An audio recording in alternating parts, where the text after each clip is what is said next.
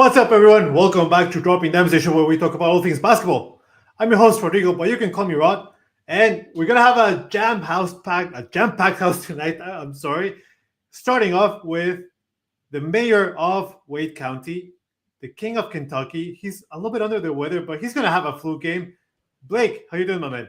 Right, I'm doing great. Like you said, a little under the weather, but I came ready for some vibes today. Feeling pretty good. I'm gonna get some energy off of you guys today. There we go. Thank you, Blake. And you're the sick one, and I'm the one that is messing up the intro. But joining us as well is a man that you know him as Leo, but I call him Leo. Leo, how you doing, man? I'm doing great. Gonna try my best to give both of you good energy to not mess up and feel good. I do need energy to stop messing up the intro. This is like the fifth one in a row. But last but certainly not least, it is my other favorite Blazer boy, Mr. Taple Double. Tay, how you doing, my friend? Doing fantastic. Lots of good sports recently. Mainly, lots of really good hockey. Team Canada coming out on top. Yeah, that's a big one. We had to mention it. Because when do we ever watch hockey, boys? Except when it's obviously playoffs time, and now the big battle between. Speak for yourself. Damn. Show some Canadian spirit, brother. I need to get into it more. Yeah.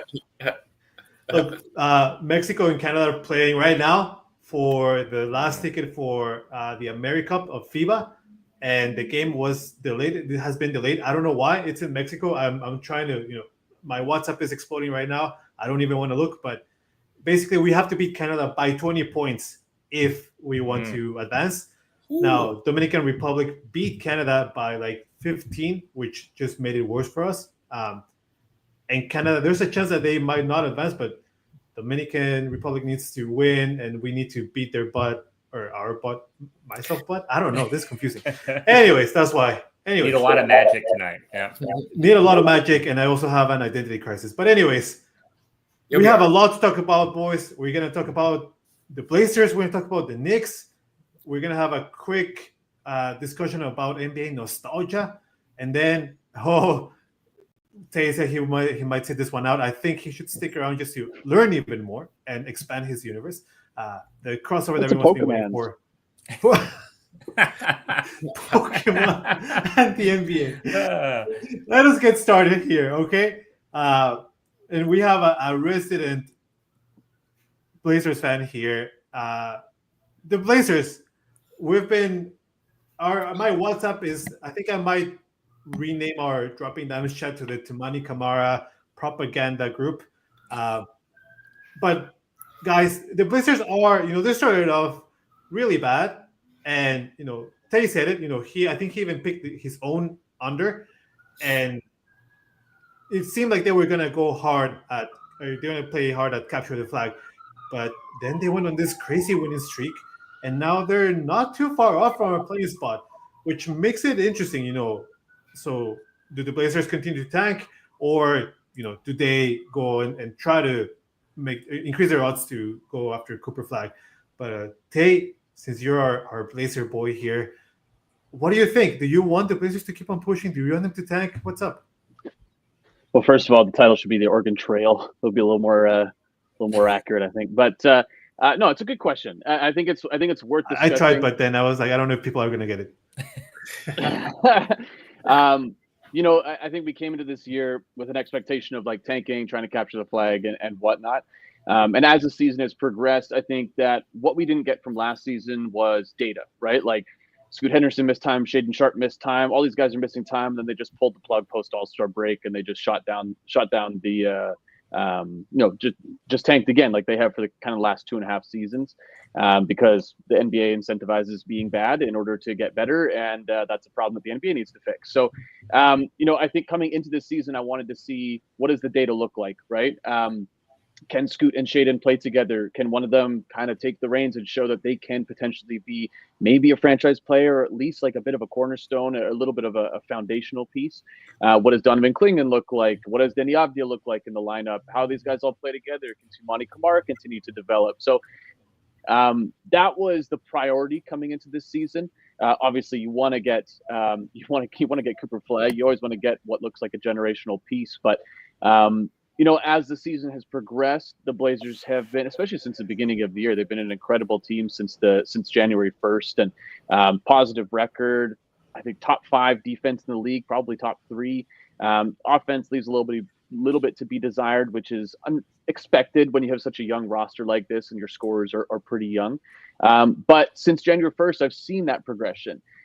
We've seen Scoot Henderson. I think he's shooting 38% from 3 and 48% from the floor since January 1st. Very positive assist to turnover ratio, and he's just looked like the best ball handler on the floor when he is on the floor, with some consistency there.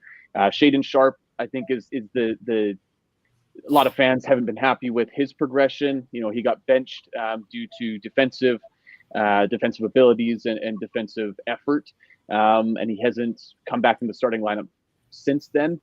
There's a lot of angst in Blazer land around, we're still playing the veterans a lot of minutes. Why don't we just keep playing the young guys? But at the same time, I think that we've been wanting to see this progression, right? We don't want to be a team like the Wizards or like the Hornets that are going to be stuck in that purgatory for multiple seasons, right? 5+ seasons.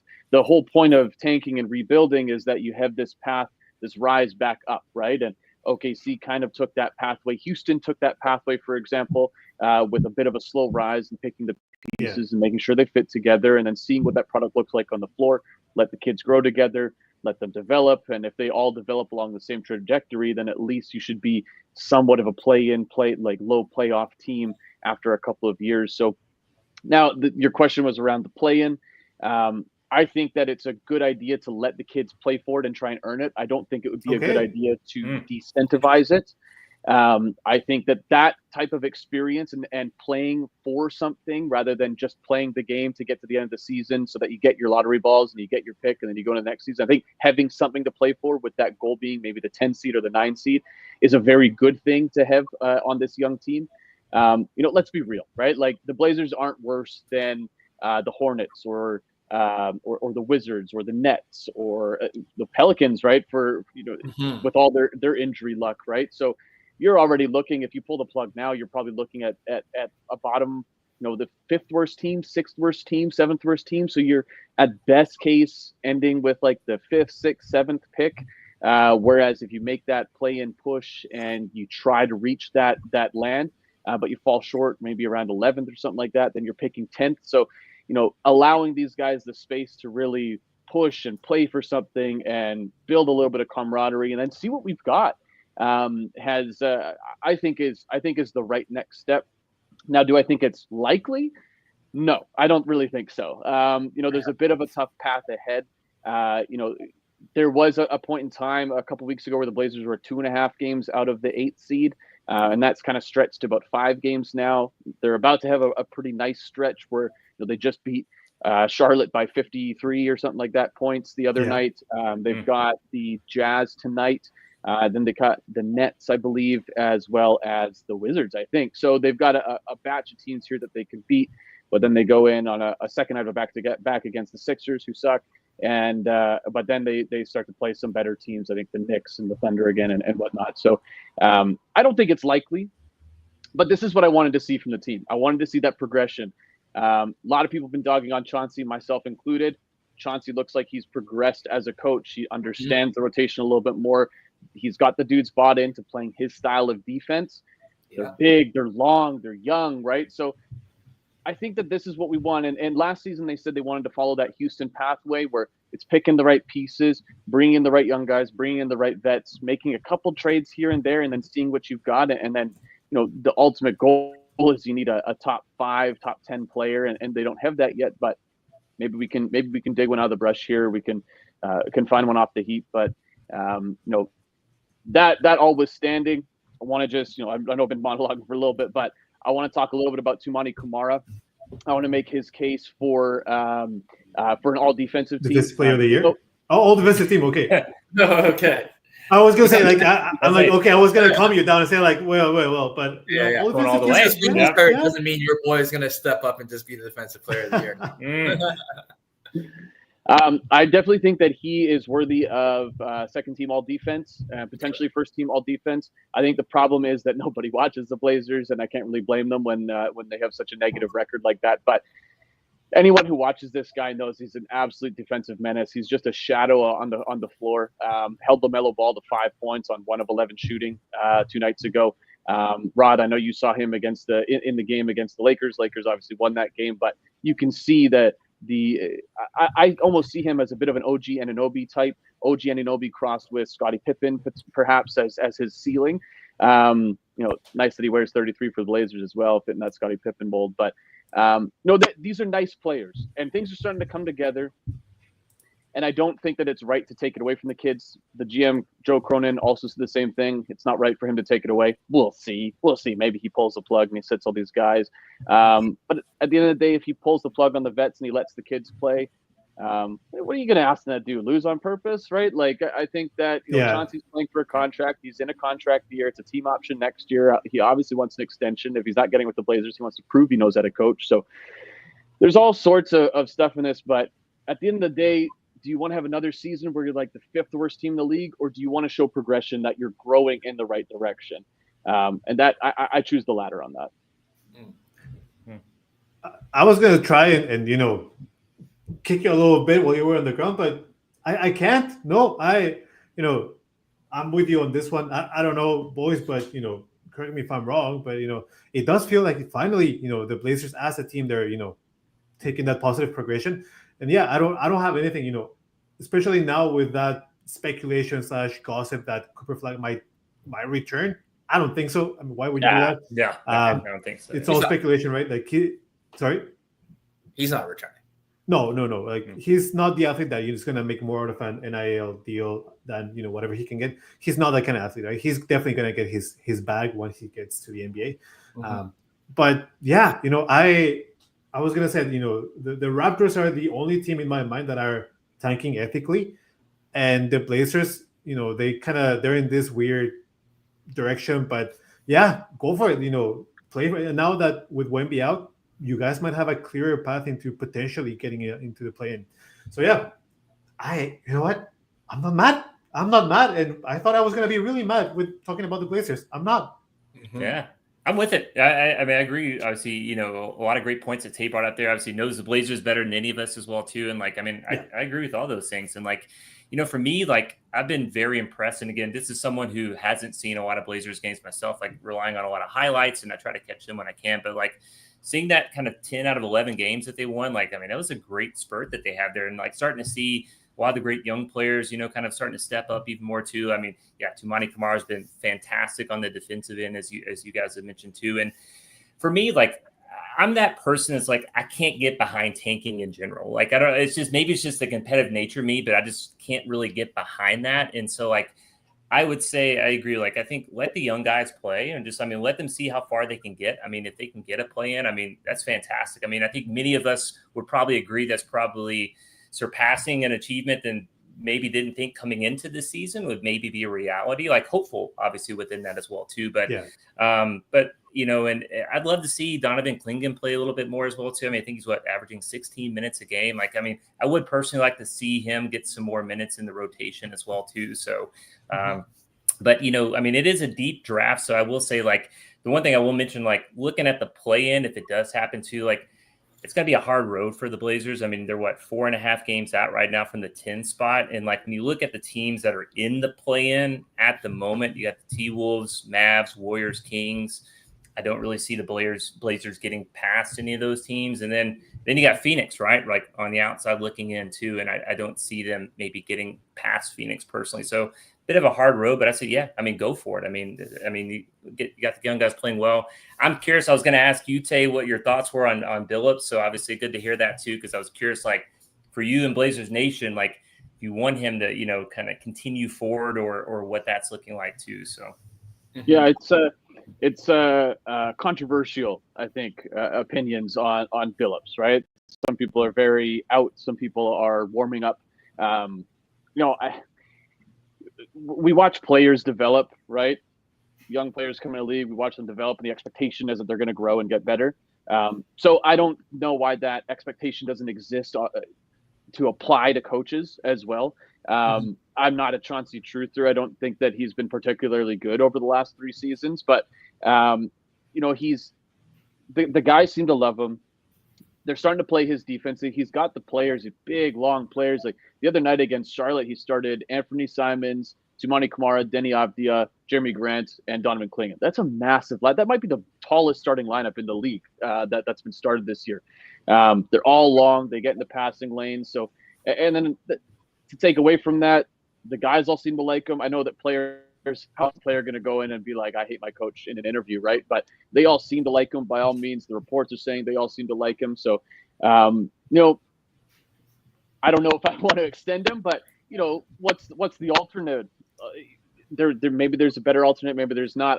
I'm not paid to make those decisions, but I think that he's developed and he's improved, and I think that that's important. The whole team has improved as a whole. So I think that he needs a little bit of slack cut. Like, I don't know what people were expecting to do with this roster we had in the last year and a half. And then your point on Donovan Clingan, I agree. Blazerland agrees. They want a lot more minutes from him.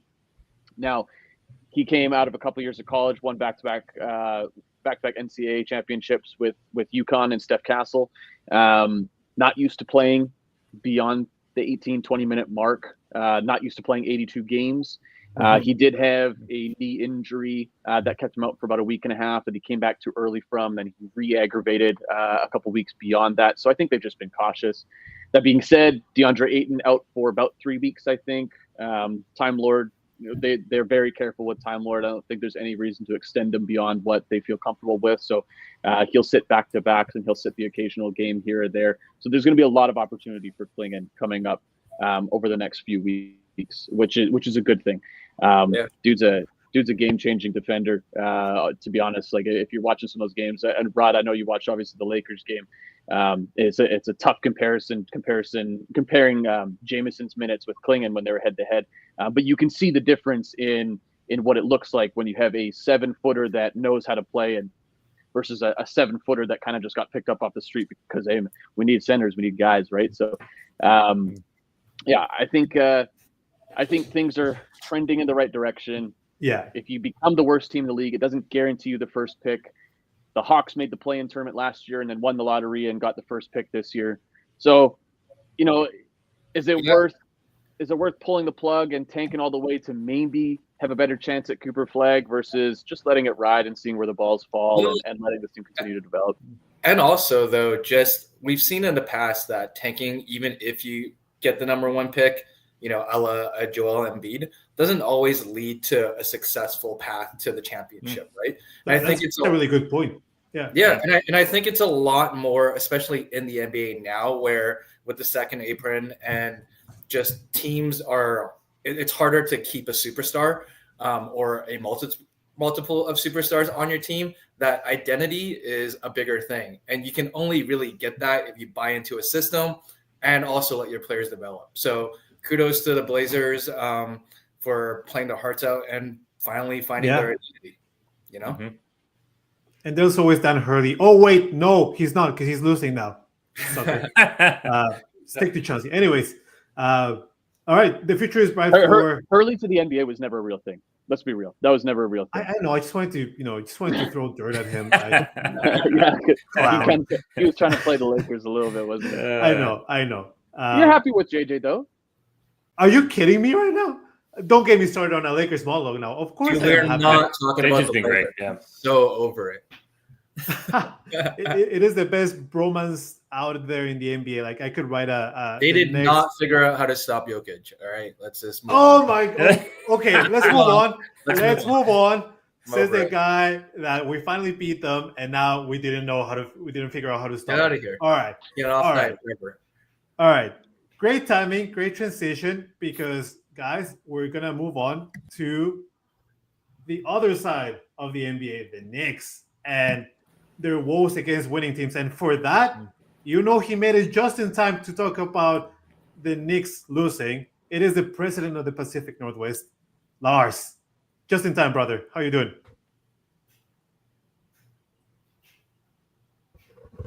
Well, I'm just in time. So glad to be here. Yay. I know you've been dying to tell us everything about the Knicks losing, but just a quick intro here. With yesterday's loss, lots of feelings on this, but don't let We got a bit of a lag here, but hey, that's what you get for a team that is 0-7 versus the top 3 teams, and that includes the Cavs, the Thunder, and the Celtics. So my quick question to you guys, and I'll start with Lars. Should Knicks fans be worried about this negative trend against the good teams? The Knicks will obviously make the playoffs. That's a de facto thing.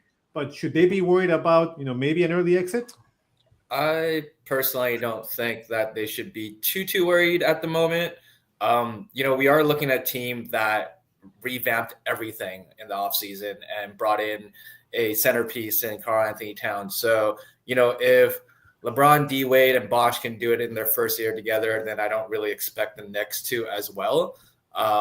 So yeah, I personally don't think that they should worry too much. Although there is a slight bit of worrisome with not being able to beat out these top teams, but we'll see. I'll let Lars take it away here, or Blake, or Tay, or Rod. So here's what I'll say. Right. I'm finally in. Sorry, I'm having a little bit of technical difficulties on my side, but we'll jump into it. First and foremost, February and May are 2 different time periods. So that's I'm feeling happy that this is happening in February as opposed to, May. That's a small area of happiness. But let's be real. Like, if you look at the stats right now, 7 of the 8 most used 3-man lineups are on OG, Cat, and Hart. So we're following the trend, the Tibbs trend of overplaying our stars, but we're not following the trend, the Tibbs trend of the massive focus on defenders, because strong suit. But we are getting Mitchell Robinson back, and when he's healthy, that could potentially spell a whole, change a lot of the defense. Right now, it feels like Tibbs is forcing people into his preferred scheme with that drop defense, and players don't fit that scheme. They don't have the players to be able to play that well. With Mitchell Robinson in there, that does help a ton. I will say, I was looking at it earlier today. Sad. The Knicks right now are 29th in blocks, 20th in defensive rating, 21st in opposite opponent threes made. Watched it. I could barely watch it. Donovan Mitchell exposed the entire, the schematic issues that we had by basically dicing them up for fun. It was 10 for 15 shooting, and he sat out the rest of the entire blowout. The Cavs shot 51% from threes during that game and 60% over. And the Knicks just don't have enough defenders to match somebody like Evan Mobley and Darius Garland, let alone Donovan Mitchell, their superstar. And I see that same combination happening with the Celtics. So I'm very worried at the moment because, unquestionably, Robinson coming back this week, he answers the size and schematic issues, but it's really unfair. It's an unfair responsibility on someone who hasn't played that much realistically over the past 2 years to fix a floundering defense by himself. What they need to have is they need better buy-in. They need better hustle. They need to, honestly, I think they need to put in, they need to switch out Deuce and Bridges running that second unit anyways. We just have a bad defensive roster. But the thing is, we have such a good offensive roster that it makes us forget how bad we are defensively. So against your average team, we're going to do well enough offensively that the defense doesn't matter that much. But against other elite offenses like Cavs, like the Celtics, it doesn't cover up that defensive lack that we have. So it's just a toughness thing that I don't think that the Knicks are necessarily there yet, but they have time to figure that out between now and May. I wish they'd figured it out a little earlier, but I still have a lot of faith. If time is on your side, but yeah, And also the amount of minutes that these boys are playing, right? You had mentioned way too many. Yeah. that they're, Tibbs is running, his starting five basically to the ground. And, if you still haven't figured it out at this point of the season this year, are you going to be able to figure it out come playoff time? Like I said, I like this team. And I think they can go far, but maybe not this year.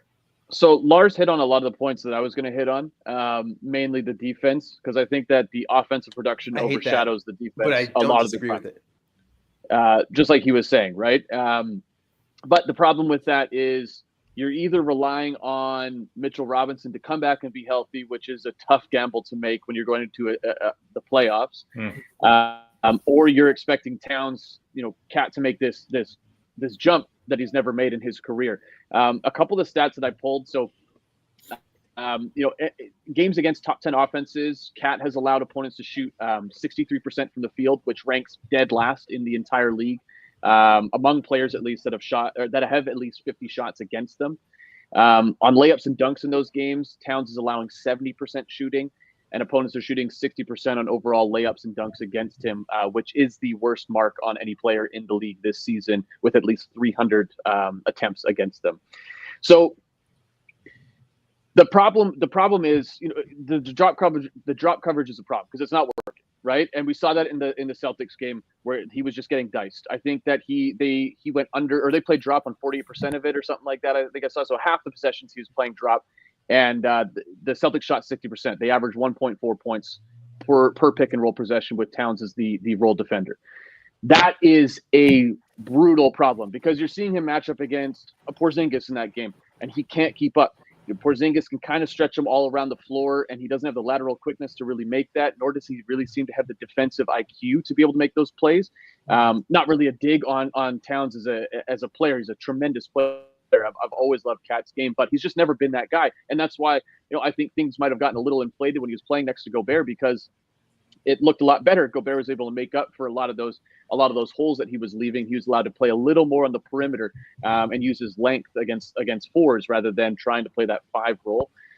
So the team as a whole, with the players that they have, good defensive players, right? Talking Josh Hart, Mikal Bridges, OG Anunoby, 3 good defensive players, 3 good wing defensive players. Mm-hmm. But when you're playing in a drop for half the game against a team that can shoot from 3 as well as the 2 teams above them can, you are not going to win those games. So maybe Mitchell Robinson comes back and he's perfectly healthy and it's a go, but I am seriously concerned heading towards the postseason because I'm of the mind that this will continue to get worse because teams will continue to see that they're playing drop coverage. And if we run these sets, we can get around the drop coverage and we can expose Karl-Anthony Towns. We can put him on an island. We can get the switch. If he's going to play drop, then we're just going to go at him. If he's going to come up to it, we're going to just get that switch and we're going to just isolate Cat on the perimeter, right? And then they're going to have to try and throw a double to get Cat off, and then Cat's going to have to try and use his quickness to get back in the paint. That's not going to be there. So I think that I love the Knicks.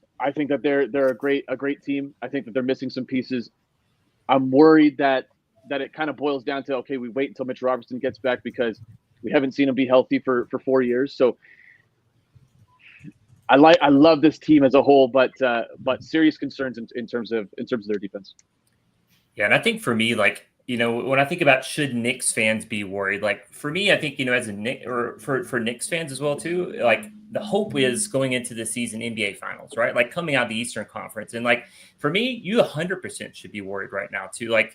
Just, when you look at the Eastern Conference in particular, you got the Cavs, Celtics, and then there's a pretty big drop off to the Knicks. I don't really think they're that close to the Celtics or the Cavs at all in the Eastern Conference. And when that's your ambition probably, or it should be really to come out of the East this season, and you're 0-7 against the top 3 teams in the NBA, 2 of them, right above you in the Eastern Conference, that's a concern right there too. And Leo hit it on the nail for me, the amount of minutes that these players are playing. And again, that's kind of to be expected in a Tibbs system, but I am concerned about that.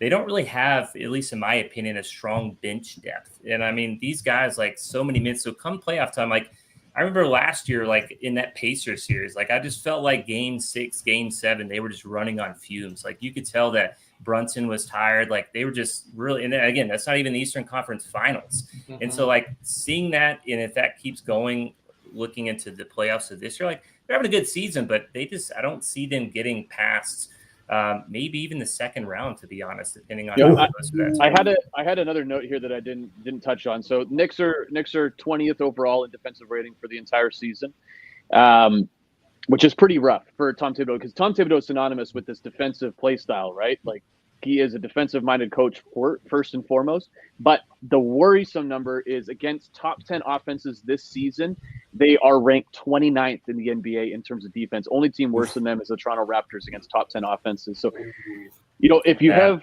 finals aspirations, you have championship aspirations, you are not going to win a championship without having at least a top 15 defense across the board. So, especially against those top 10 offenses. So that's where my worry comes from.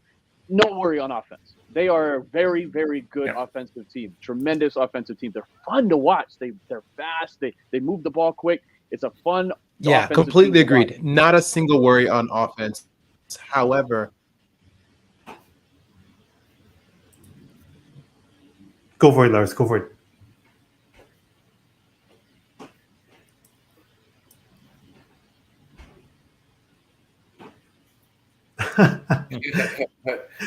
Man, this is killing me now. I totally agree with the defense of exactly what just saying in terms of the offense. We're not worried about the offense, and we're really hoping that defensively they don't need to be. I think what I say they're 20th, 26th right now. They don't need to be world breakers. They don't need to be amazing defensively. They just need to remind me of is similar to what you see in the West with the Lakers. They are missing a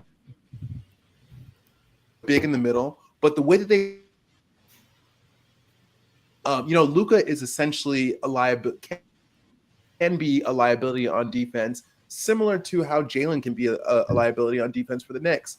And Cat, Cat really needs to grow a pair, and I hate to say that in such a heteronormative style, but whatever. He does need to be tougher. He needs to get tougher.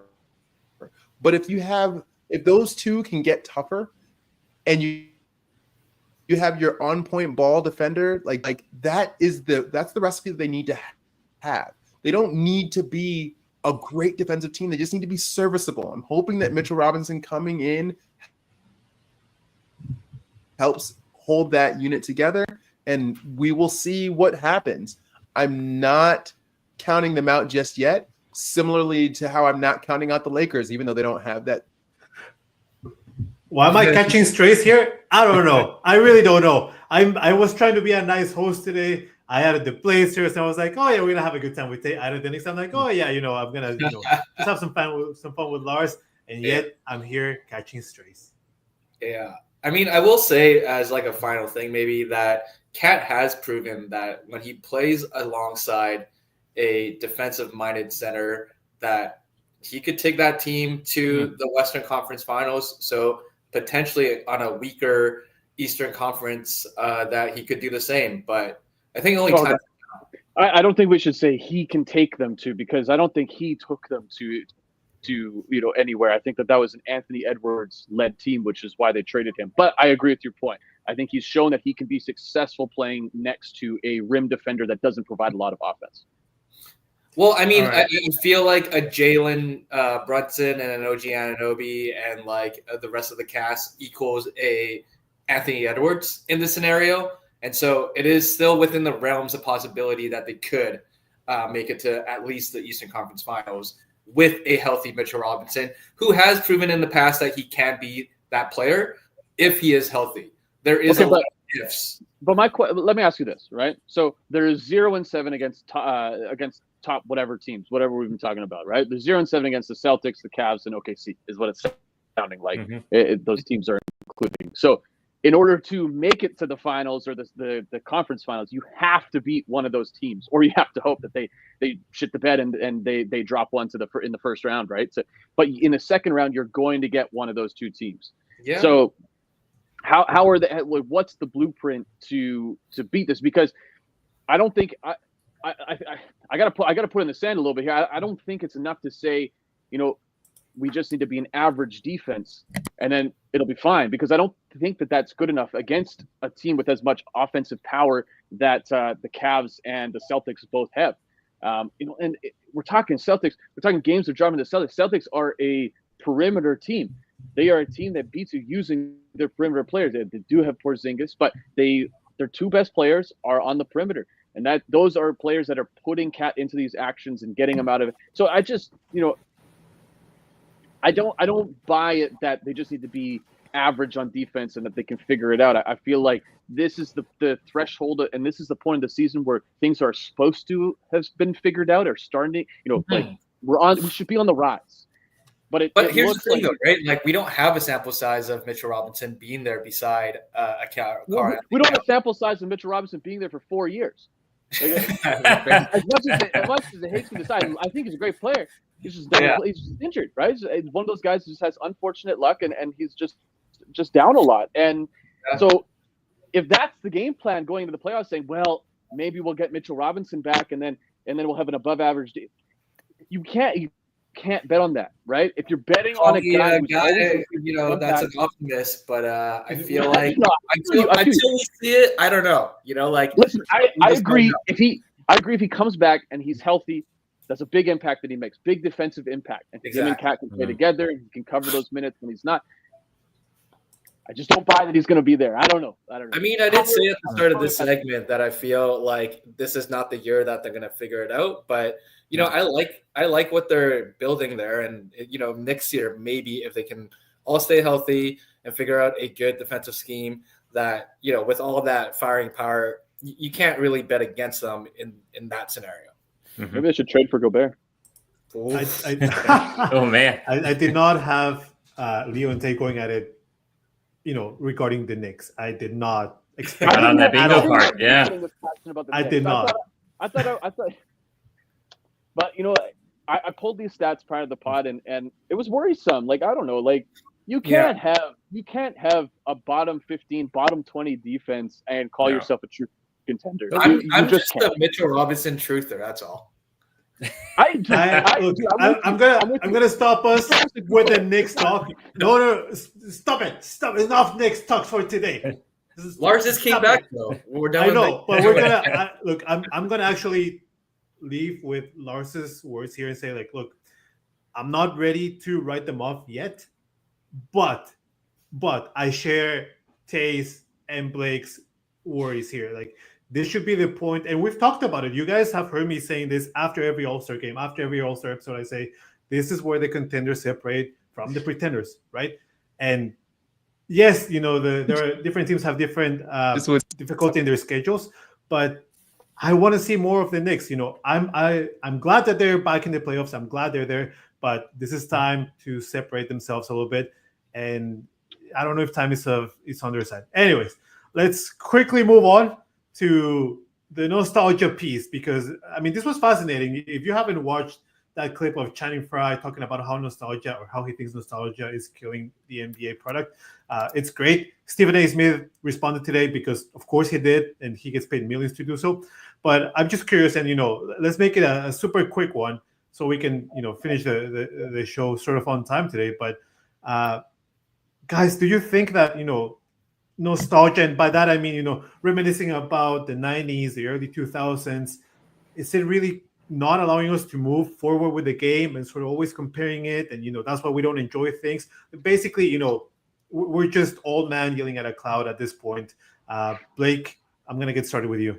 I think there's some truth to that. I agree with Channing Frye and some of the things that he said there too. Like, I think as a society and also as like media, we get so wrapped up in the nostalgic factor of, like, especially the eras that we grew up in, right? Like, I grew up in the 90s. So, like, for me, the 90s, early 2000s, like, that was the pinnacle of basketball for me, just because as a child, or, as a teen, like, that was what I enjoyed seeing through that as well too. And just like maybe if you grew up in the 80s, the Bird Magic era as well too, like looking at some of that, like, I think by default, sometimes we get wrapped up in that, but some might argue that we're currently in the best era of basketball at the moment right now too. We have the privilege of seeing the players like LeBron, Steph, KD, Jokic, like players that probably are some of the greatest of all time, within that as well too. And like sometimes I don't feel like maybe we appreciate that enough. And yes, the game has changed, right? Like the game of today is much different than it was in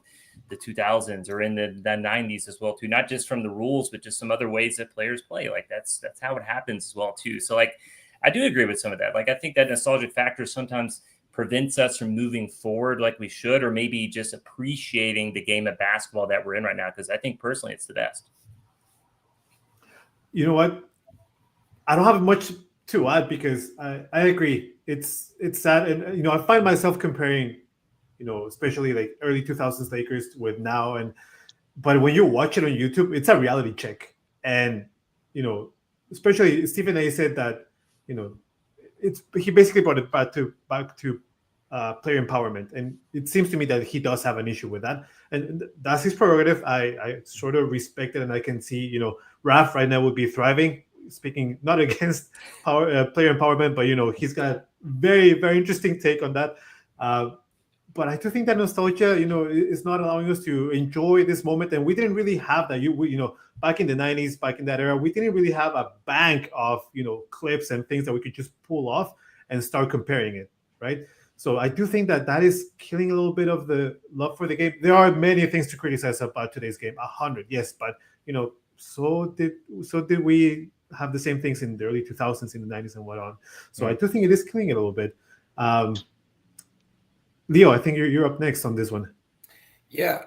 I mean, I just think that the skill and the level of understanding that players have, especially when they get developed so early and have a plethora of like clips, as you were saying, that allow them to, I guess, mature their game quite early in their development, that we're basically killing these players for being efficient and good at basketball, and all for the sake of nostalgia of how these, older generational players had to go through the grit and grind to get to where they're at. It's just silly to me, like I feel like even like a second string team nowadays could compete with any of a random mid-tier starter team in the middle 2000s and the 90s. So I do think, and I agree that nostalgia is killing our game a little bit. Yeah, whatever the opposite of recency bias is what this is to me. So to explain that a little bit, every time someone's asked me, who do I think the GOAT is? Do I think it's MJ or do I think it's LeBron? I've always said, I'm waiting until LeBron's career is over before I decide. Because on one hand, you have a legacy that's finished, and on the other hand, you have a story that's still being written. And had I answered that 3-4 seasons ago, prior to LeBron hitting some of these milestones and playing with his son and doing all these crazy things, my answers would be different. My answer would shift over time. So I think that nostalgia has us looking back at these complete legacies where, we're not halfway through a guy's career talking about his career, right? We're at the end and then years beyond that career talking about the entirety of that career, not just a single season or not just 3 seasons leading up to that moment. So, I think that's the crux of the problem. Is it's very easy to look back and be like, well, MJ won this many championships, so how come they can't? It's easy to look back on that, right? If you look back at MJ's first 2 seasons, right? Like, you're not saying that this guy's the GOAT, right? You're saying, oh, this guy looks like he's a really good player with really good potential, right? And then you see what he does after that. But now looking back on it, we're seeing the entire complete picture. So do I think that the quality of ball is better? Absolutely. Do I think it's tremendously better? Maybe. I think that the top end talent, I think there's more of it. I think that there's more talent in the world, and there's more eyes on it now than ever. But I think that, I'm pretty sick of seeing stuff online being like, oh, it's so soft now. It isn't what it used to be, blah, blah, blah. Yep. Stop watching them. We don't need you. Yeah. Lars, take us home with this. As a random aside, Taylor, I just want to point out that you're like, you want to look at the breadth of an entire career. I think that's great. We have no Hall of Famers that are like playing right now. However, LeBron actually might become a Hall of Famer while still playing because the Redeem team is up for so that's wild in and of itself. But I completely agree with what y'all have said before. I think one thing that has gotten me early a couple weeks ago, LeBron passed Michael Jordan in 30 plus games with 30 plus points or more with 563, which is a ridiculous stat. And Charles Barkley and Shaq and Kenny, they were all talking about it. But Barkley, he on national television was like, how can it take him this long to have caught up to Michael Jordan? He's played what 20? This LeBron's in his 22nd year. MJ played 15. Yeah, but what you have to remember is that Michael Jordan had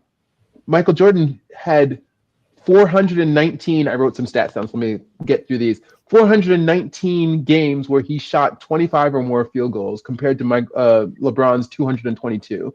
He had LeBron had 34 games where he shot 30 field goals or more compared to Michael's 132. LeBron had 4 games where he shot 35 field goals or more compared to Michael Jordan's 31. So far fewer shots, therefore higher efficiency in 2 or 3s. And he legit had doubled the number of assists. And no one, not Shaq, not Kenny, no one gave him an ounce of pushback. This isn't me saying that Michael Jordan is better than LeBron or LeBron is better than Michael Jordan. The thing is that gets me is when you come to casual fans, they take their cues from these lazy takes that you're hearing all over the place. And they form their identities based around them. So like we as NBA fans, honestly, compared to every other sport that I know that I follow casually or more so, we are some of the least rational, least critical thinking fans there are in all of fandom. I genuinely believe that because I believe, when you're looking at the NBA more so than anything else, we use emotion and first glance to rule the day. And so saying that MJ or Kobe is the best because they had a killer instinct is just insane to me. You know how much of a killer instinct you have to be the face of the league for over a decade? Like, you can't say that is the defining factor between the top of the top, because they're the top of the top. They just had differing circumstances, differing rules, a bunch of different stuff. So what I'm trying to get at is I need more people to look at the whole, look at the numbers and let that help you craft an actual narrative. Don't just go off vibes. We're not, Gen Zers. Vibes are a part of the together. story. I'm not saying they're not. They are, obviously, we can find someone like Rudy Gobert, he's going to be a Hall of Famer, but do I hate his guts? I do. Yeah. And vibes have to be a part of it. That because of the nature of the league and how we connect with individual players, because we see them so much more so, not like the NFL player. They're not behind a mask. We have to we connect with them more on the human level. But we have to remember that every single game isn't a referendum on a player's greatness. When LeBron just missed that last shot, the 2 last second shots, I guess, were they playing Charlotte recently? Kobe missed so many more of those than LeBron did, but he didn't. Every time that happened, it wasn't a referendum on his greatness. When it comes to LeBron, every time he misses one of those last second shots in the last 5 seconds, they're just like, oh, I can't believe he would miss that. Kobe would have made it. MJ would have made it. Or if he makes a pass in the last second, they're like, why is he passing it up? This has nothing to do with how amazing his career has been. And obviously I'm honing in on LeBron because he tends to be the center of the universe in these kinds of conversations. But this goes for anyone. We need to stop being so lazy with our takes and either take a step back and say, let's look at the breadth of a career, or if you're looking at a very specific thing, craft the whole narrative around it. Don't just take the easiest take. Sorry, lots of feelings there. No, really frustrating. Larry Bird agreed with us, right? He went a whole monologue about how it's still in the league, and the league now is as good as it's ever been. I had one more thing to add.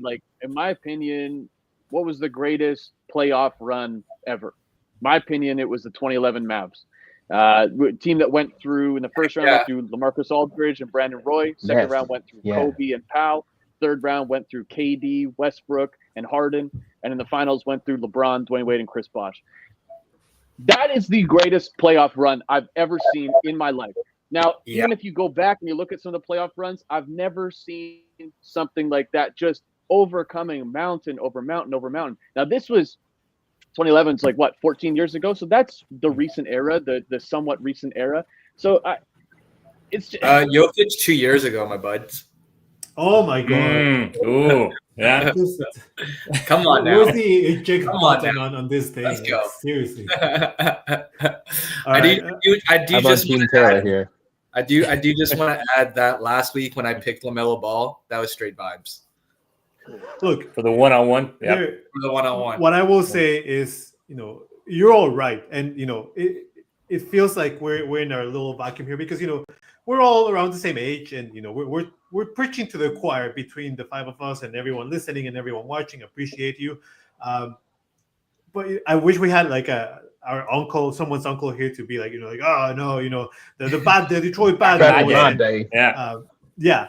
yeah. Let's So- hold up. Even in that area, like think about the old head who always like the game was different. It was tougher. It was meaner. You had guys like Bill Laimbeer. Bill Laimbeer would not last in today's NBA because of the rule changes. Like you can't have an enforcer. And that's the thing, It I'm just willing to have doesn't the exist. conversation about like, it was different, you guys mentioned it, different era, different rules, it was okay to sucker punch someone and maybe get a technical, but anyways, but I do agree, and just to wrap this up here, yeah, and I think Tay and you guys, all of you guys mentioned it, yeah, we want headlines, and people like Stephen A are giving us headlines, and someone like Channing Frye that took a different route and goes against what Barkley or someone like those guys say, it's now like, oh, this millennials and Gen Z, they're not as tough and snowflakes and blah blah blah. Like, no, it's just the game is different, the game is better. Well, and those people are the ones that they love Bill Laimbeer, they love the bad boy Pistons, and they're the same people that hate Draymond Green.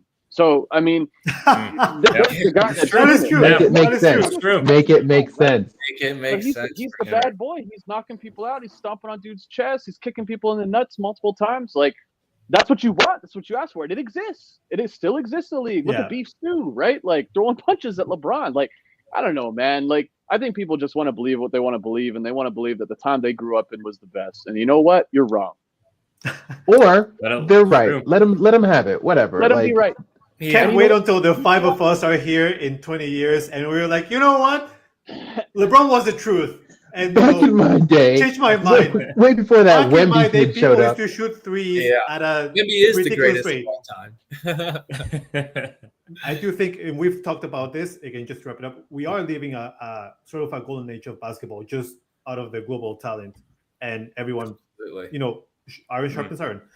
Anyways, Well, okay, counterpoint to play the Yeah, devil's advocate sure. here. Maybe the league is worse because 2 of the 5 best players in the league are fat white boys. Listen, I listen, mean, sir. there- The devil we- does not need an advocate. He does very fine on his own. uh, These fat white guys are actually great. Let's leave them. I wish I could be, one of those fat white guys. I wish I could be, I would kill it on my Wednesday or on my Monday. That white guy won a bunch of MVPs over Yeah. the last few He did, years. So, yeah. All right, fellas. Let's transition to our last segment of the night, and we're gonna do rapid fire style. It is Pokemon Day on February 27th, and you know who's the most excited person here? Yes, Tay. No, I'm kidding. We're gonna give you a rapid fire. Which NBA players would be which Pokemon? Who wants to start here? I'll go. Okay, I just had one come to my head. Pokemon's cool. It's cool. I played a little bit. I know a few. There's one that I know. It's Primeape. Yes. Yeah. And who do I think? From what I know about Primeape, he's violent. He loses his cool. He's throwing That's right. punches. You don't want to be on the other We side. know where Who this do I is think going. that is? Yeah, do it. Bill Laimbeer, Draymond Green. Yeah, Yes.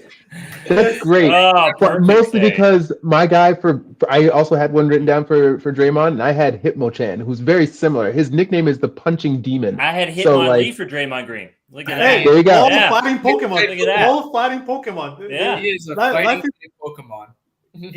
It is funny when life imitates art. Mhm. I say I had Draymond as Hitmonlee. I will say I had Lou Dort as Tentacruel because obviously, Ooh, I the like Dorts that. are chamber. Tentacruel obviously kind of that jellyfish, got the tentacles, so I had to go with that. And And the lastly, the tentacles, yeah, exactly, yeah. And then D Fox as Electrode because he's lightning fast. Ooh. So I got the Ooh. the lightning coming out. So those are my three. Like it. I like it. I like I that. had I was thinking about like what's a good way of encompassing. I really wanted to get somebody like Jokic because he's clearly iconic right now. So I was like, what is like smooth yet powerful and kind of scary and round shaped. So I went with Blastoise. Okay. You know Um, what? Yeah, that's a good one. I think And- the I was gonna say Snorlax, but Blastoise makes no more sense. I And then actually, the thing that made me laugh about that is I was like, all right, well, if we got the evolved version, we have Blastoise. So then who is who's going to be Squirtle? So I obviously had to go with baby Jokic, so Sengun, right there. Mm. And then I was like, okay, who can fit in between here? Because I'm on the evolution side of everything. So I'm like, all right, we got ourselves a baby Jokic and Sengun and Squirtle. Who's going to be this war turtle? And I was like, got to be a European guy who's pretty smooth. And I put Sabonis in there because he's not as good as Jokic. Let's be real. So I've I'll got take like it. my little evolution of threesome. that's Love it. perfect. Good ones. Yeah. I have to say, That's- Sabonis is one of the most underrated players in the league right now. But we can 100%. Like Yeah. War Turtle's a great Pokemon. I agree. And he's not out there in the fans' top 10 by any means. So love it. I also think War Turtle is a really underrated Pokemon. So Yeah. There it is. There it is. Leo, Go. Great go ahead. comp. yeah, I mean, I actually had Lapras as my Jokic. He's a bit more gentle, Yeah. big but fierce, and also very strong. So that's who I had as Jokic, Gentle Giant, I like it. a gentle giant. But I'll just give you guys one. I think KD is the ultimate Mewtwo here. He is Facts. a walking bucket that is unparalleled in any era and a plug-in player anywhere he goes. So for that, Anywhere and everywhere he goes. exactly. So he's always going to be him. He's always going to do his thing, and you'll never see him average less than 25. So I think KD is our Mewtwo. I like that. I like that a lot. I'm gonna take us home with. I added some of the newer ones because I played the newer Pokemon games, so it's kind of fresh now. SGA is Lucario because he's a fighting in steel, and that man can put up a fight when he's playing, and he's sharp like steel. Anthony Edwards, Greninja, because he's so athletic. I can see him doing a backflip next time that he dunks on someone. Wemby, I have it as Intellion. You have to Google it, but you're gonna see it. I'm gonna leave it on the chat, and when you see the edit of what that Pokemon looks like, you're gonna be yes, Rod was 1,000% right. Okay. And the last one, I had to include a Laker here. I wanted everyone saw the meme, Connect being Charmander, Reeves, Charmeleon, and Luca Charizard. I love that. And I'm also gonna add LeBron James as Entei, one of the legendary cats from Generation 2. He just gives me he's called a volcano Pokemon. And LeBron can just erupt for 40 at any point. So there we go. All right. I'm going to add one. I had one that came to my mind while we were sitting here, we were talking. Joel Embiid. Joel Embiid this year and Joel Embiid last year. Okay. Magikarp flopping all over the floor. Flopping all over the floor. You know what? Bro. You know what? Occasionally turns into Gyarados. Occasionally he's the best player in the league. Occasionally, yeah. No, that's a great analogy. That's a great one. I'm stupefied. That's what I am right now. That was, I think, speechless. All right, boys. Should we do Harry Potter comps next? Is that what you I think so. Yeah, I think I've only seen 3 of them. So I don't know all of them, but Well, all right. Blake is going to binge all of Harry Potter this week, and then next week we'll do Harry Potter comps. Let's go. we can do it. Let's go. Harry Potter comes next week. Get started on your homework, fellas. As usual, if you're not already doing that, make sure that you follow us on Spotify. Send this to all the Pokemon trainer in your area. Doesn't matter the generation. We're all generational friendly here. Tell your uncle that likes Bill and beer that we'll still watch a game with him. We'll have a drink with him and just let him ramble for a little bit. Until next time, This is Dropping Numbers Crew signing off. Peace, love, basketball. Gotta catch 'em all. Adios.